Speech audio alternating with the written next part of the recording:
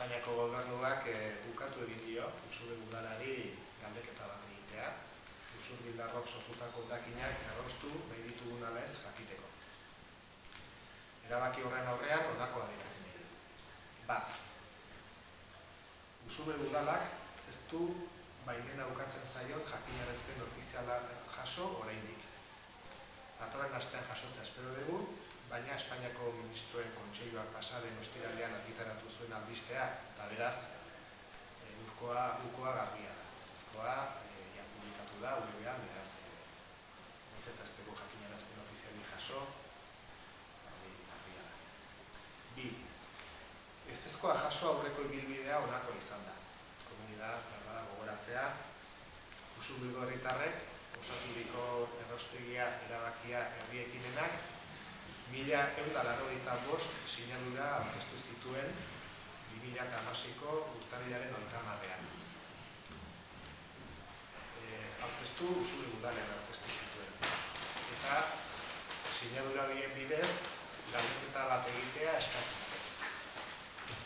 Udalak, herritarren sinadura jaso eta udal batzarera eraman zituen, gaia zegokion lekuan eztabaidatzen. Otsailaren 23ko udal batzarrean, gehiengoz honako galdera egitea erabaki zen.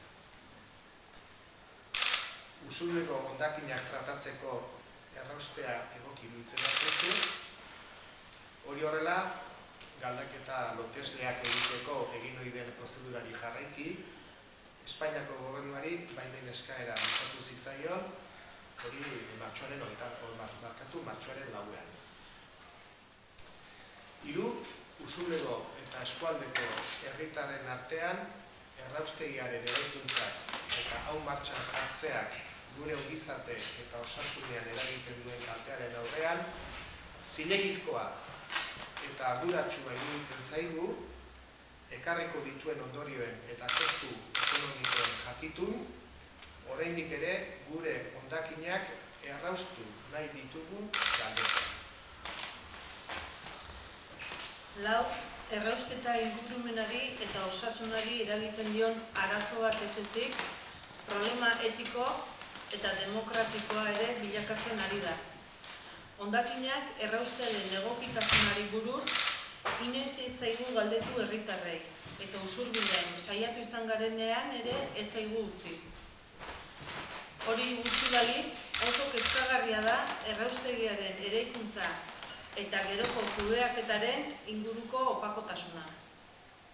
Azken astetan ikusi ahal izan dugun bezala, gutxieneko osasun bermerik izan gabe, herrialdeko gizarte eragile askoren aurkakotasunarekin eta Europan hainbat erraustegi sortu dituzten arazoi muzin eginez, aurrera jarraitzen dute proiektuarekin.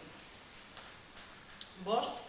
Ikerketa asko daude argitaratuta, aldizkari serio eta fidagarrietan. Erraustegien osasun kalteak nabarmentzeko eta ebidentzi mailara eramateko. Gipuzkoako mediku talde batek txosten bat argitaratu du horren berri emateko. Eta jendaurrean ere 11 informazio saio egiten ari dira. Osasunaz ari garenean, arrisku hutsak aski behar luke arduraren eta prebentzioaren printzipioa aplikatzeko beste zeren aurretikan. Gure aldetik, ildo horretan, Gipuzkoako eragile politikoei eta herritarrei hitza eman eta errausketari buruzko debate zintzo eta zentzuzko bat emateko gonbita luzatu nahi diegu. Behingoagatik, herritarrak eta hauen osasuna eztabaidaren erdigunean jarriz eta alderdi interesak alboratuz. 6.